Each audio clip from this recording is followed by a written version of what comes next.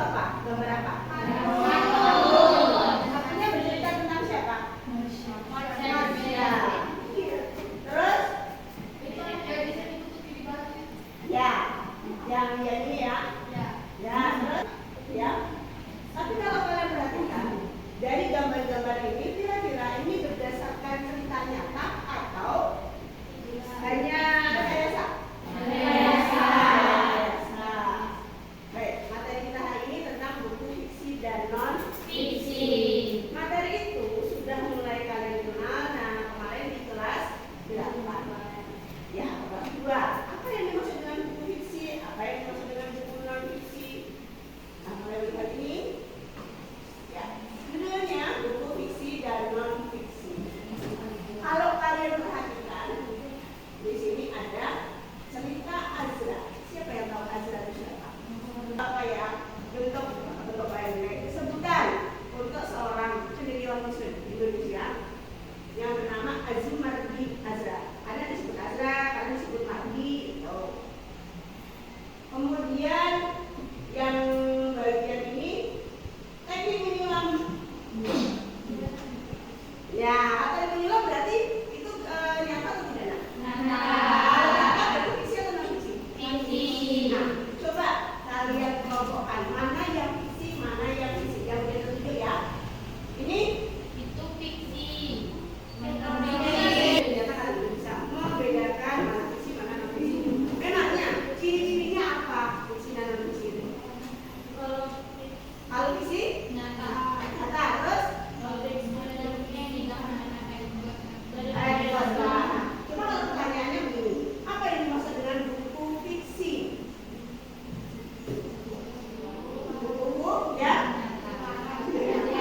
buku yang isinya menceritakan atau mengungkapkan ya sesuatu yang nyata. Kalau sesuatu yang nyata berarti berdasarkan hasil penelitian. Coba di meja kalian itu ada buku. Untuk coba angkat bukunya. Ini ada buku juga. Di meja kalian ada juga. Ini masuk karya fiksi atau non fiksi? Fiksi. Non fiksi. Apa non fiksi? Berdasarkan fakta dan penelitian. Ya, bisa ya. Kalau buku fiksi berdasarkan hasil penelitian, berarti kalau buku non fiksi berdasarkan hasil penelitian, ada datanya, ada objeknya. Berarti kalau buku fiksi berdasarkan hasil rekayasa. Kalau idenya boleh nyata tidak? Boleh. Idenya itu nyata, tapi kemudian dalam proses pembentukannya itu ada unsur rekayasa. Di dalam buku fiksi tadi, kan tadi ada gambar-gambarnya yang waktu menangis tadi. Ini disebut dulu buku bergambar. Ini sekedar mengingat kembali saja.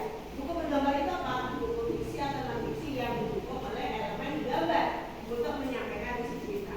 Waktu kalian kecil, ketika belum bisa membaca, tapi kalian disodori buku atau kalian menonton televisi.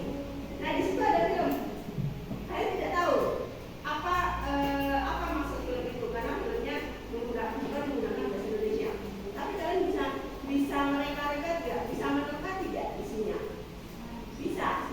Karena apa? Membaca gambar. Oh, begitu pula dengan buku yang bergambar.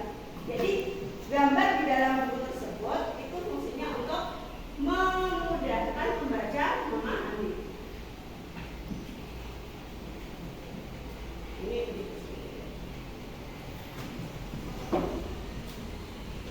bagian mengenal bagian-bagian buku. Kalau ini secara umum ya, mengenal bagian-bagian buku. Bagian buku ada bagian, kita mulai dari sebelah kanan, salah dan ujung. Sampul buku, silakan tunjukkan sampul buku kalian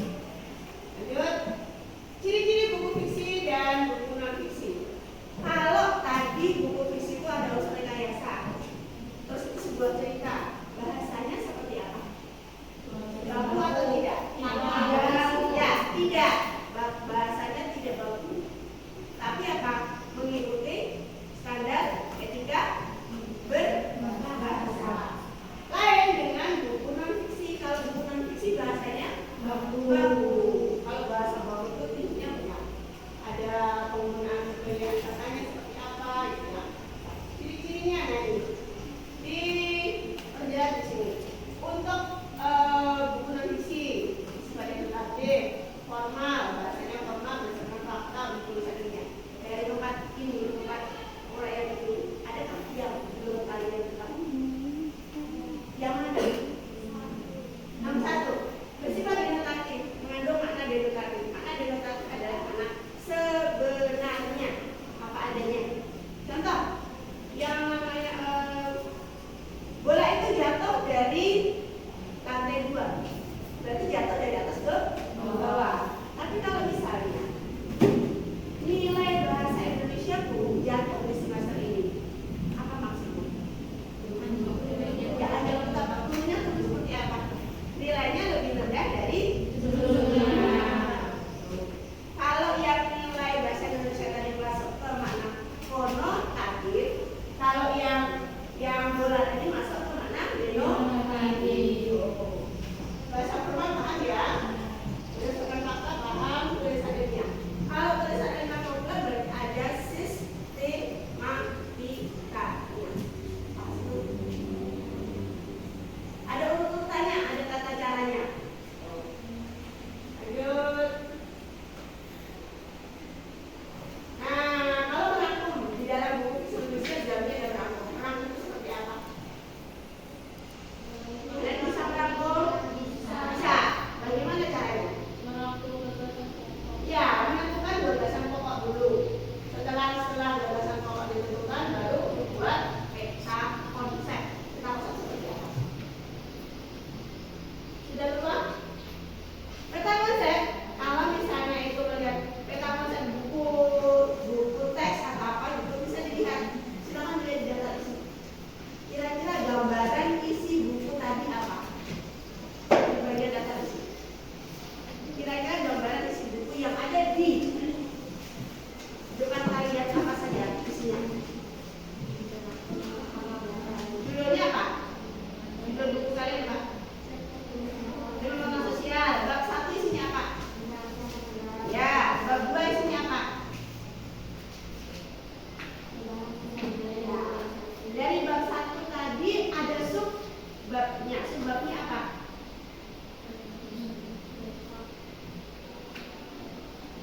Sebetulnya ketika kalian disuruh membuat peta konsep itu mengambil dari situ bisa saja. Karena itu kan buku non fiksi. Kalau buku fiksi otomatis kalian harus membaca teliti terlebih dahulu. Jadi membuat peta konsep itu merupakan